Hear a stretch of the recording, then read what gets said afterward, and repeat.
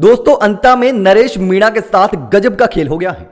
नरेश मीणा को पूरा विश्वास था कि जो शख्स मेरा साथ देगा, जिसने अनशन तुड़वाया, वो शख्स नरेश मीणा का साथ छोड़कर भाग गया। कौन सा दबाव है, किसने रोका, किसने प्रेशर डाला, जिसकी वजह से उस शख्स ने, माता दिन गुर्जर ने नरेश मीणा का साथ छोड़ दिया और 5-6 दिन से नरेश मीणा का फोन नहीं उठा रहा।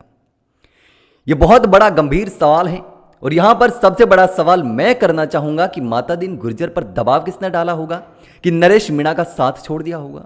क्या बीजेपी ने या फिर सरकार ने माता दिन गुर्जर पर दबाव डाला होगा कि तुम्हारा जो काम चल रहा है रियल एस्टेट का, वो रियल एस्टेट कहीं बंद ना हो जाए या सरकार कहीं किसी मामले में फंसा ना दे, कोई केस दर्ज ना हो जाए, कोई राजद्रोह देशद्रोह जैसा केस दर्ज ना हो जाए, इसलिए माता दिन गुर्जर डर गए। इस बात की संभावना से इनकार नहीं किया जा सकता, क्योंकि जिस तरीके से इस तरह के लोगों का जो साथ देते हैं, सपोर्ट करते हैं, उन सपोर्ट करने वाले लोगों को ही दबाया जा सकता है। तो यहां पर मुझे कहीं ना कहीं पता नहीं क्यों ऐसा लग रहा है कि यहां माता दिन गुर्जर पर कहीं से ऐसा प्रेशर आया है, ऐसा दबाव आया है कि माता दिन गुर्जर को नरेश मीणा का साथ छोड़ के भागना पड़ा है। दोस्तों अब नरेश मीणा ने खुले मन से कहा है कि जिस भामाशाह ने मेरे लिए सारा खर्चा उठाने की बात कही थी, चुनाव लड़वाने की बात कही थी, अपना पूरा स्टाफ, पूरी गाड़ियां लगाने की बात कही थी, वो भामाशाह मुझे छोड़ के भाग गया है। 5-6 दिन से फोन नहीं उठा रहा। अभी एक भामाशाह आए थे, वो मुझे धोखा देकर भाग गए। एक भामाशाह आए थे, उन्होंने कहा था पूरा चुनाव नरेश हम लड़ाएंगे, वो मेरा 5 दिन से फोन नहीं उठा। मैंने कहा था भाई अगर आप मेरी मदद कर दोगे तो ये जो 14 तारीख की रैली थी अपनी, उसमें मैं और भी साधन कर सकता था, वो भी बसें लगाता था। वो भामाशाह भाग गया। अब क्यों भाग गया ये तो वो जाने, उसका काम जाने, किसका उस पर दबाव आया, क्या हुआ।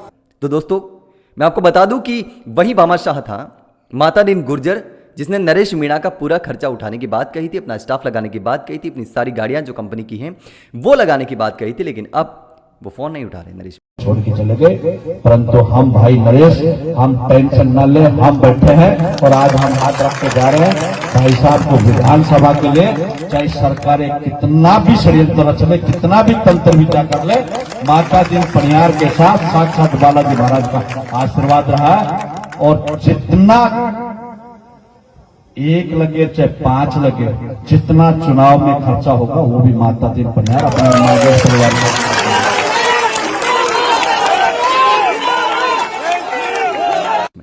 अब नरेश मीणा चुनाव तो लड़ रहे हैं, अपने दम पर लड़ रहे हैं, जैसे पहले लड़ा था।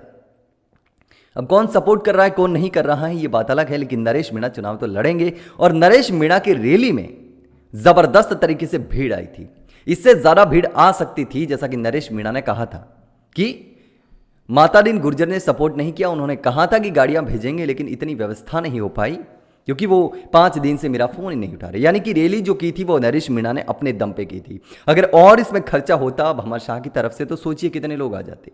दूसरी तरफ कांग्रेस, जो पूरी कांग्रेस राजस्थान की पूरी ताकत लगा रही है, सारे नेता, गोविंद सिंह डोटासरा पीसीसी अध्यक्ष, प्रतिपक्ष नेता टीकाराम जूली, अशोक गहलोत, सचिन पायलट, तमाम नेता प्रमोद जन भाया को जिताने के लिए अड़ी चोटी का जोर लगा रहे हैं, लेकिन बावजूद इसके उतनी भीड़ नहीं आ पा रही जितनी नरेश मीणा के साथ में है।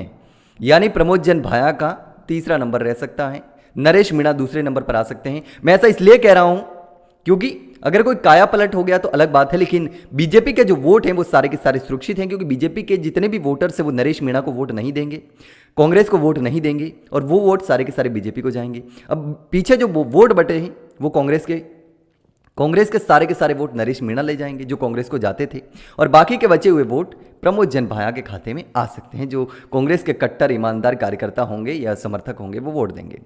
यहां पर इस तरह की पॉलिटिक्स चल रही है, लेकिन नरेश मीणा के साथ जो खेल हुआ है, नरेश मीणा के साथ गजब का खेल हुआ है। भामाशाह ने बीच में साथ छोड़ दिया, धोखा हो गया। हो सकता है कि अंता की जो जनता है वो इस बात को समझे और नरेश मीणा को इसकी सिंपैथी मिल जाए कि देखिए नरेश मीणा के साथ धोखा हो गया है, फिर भी नरेश मीणा लड़ रहे हैं, इसलिए नरेश मीणा को वोट देना चाहिए। तो अंता की जनता के मन में शायद यह ख्याल आ जाए और नरेश मीणा जीत जाए, बात अलग है। लेकिन यहाँ का समीकरण कुछ इस तरह का है कि यहाँ चूहा बिल्ली का खेल हो जाएगा कि चूहे लड़ते रह जाएंगे और बिल्ली रोटी लेके चली जाएगी। तो ऐसे में अब देखना होगा कि अंता में क्या कुछ होता है। मातादीन गुर्जर ने नरेश मीणा का साथ छोड़ दिया है। नरेश मीणा अब अपने दम पर, अपने समर्थकों के दम पर चुनाव लड़ रहे हैं, निर्दलीय चुनाव लड़ रहे हैं। अब उन्होंने पहले बोला था कि मैं थर्ड फ्रंट से लड़ सकता हूं, लेकिन शायद समर्थकों से अब जो राय मांगी थी वो राय ऐसी हो कि किसी पार्टी के साथ नहीं जाना, नरेश मीणा अपने दम पर चुनाव लड़े। तो अब देखना ये होगा कि यहाँ पर क्या कुछ होता है, क्योंकि आरएलपी का यहाँ कोई वोट बैंक था नहीं। भारत आदिवासी पार्टी के साथ शायद नरेश मीणा नहीं जाना चाहते हो। तो ऐसे में अब देखना होगा कि यहाँ क्या कुछ होता है, नरेश मीणा चुनाव जीत पाते हैं या नहीं जीत पाते हैं। दोस्तों आपको क्या लगता है इस पूरे मामले पर, आपकी क्या राय है? क्या नरेश मीणा इस बार विधानसभा में जाएंगे या फिर इस बार भी वैसा ही होगा जैसा पिछली 2 बार से होता आया है? नरेश मीणा ने जैसा कहा है कि इस बार हार जाऊंगा तो मेरी राजनीति खत्म हो जाएगी, उम्मीदें टूट जाएगी, और मुझे जिताया तो फिर आपका विश्वास नहीं तोड़ूंगा, आपको दोबारा शिकायत करने की जरूरत नहीं पड़ेगी, कोई अधिकारी आपसे रिश्वत नहीं ले पाएगा। लेकिन अब देखना यह होगा कि नरेश मीणा जीतते हैं या फिर प्रमोद जैन भाया कोई कायाकल्प कर सकते हैं या फिर बीजेपी के खाते में ये सीट जाएगी। दोस्तों आपको क्या लगता है, कमेंट में जरूर बताना कि आखिर यहां पर क्या कुछ होने वाला है।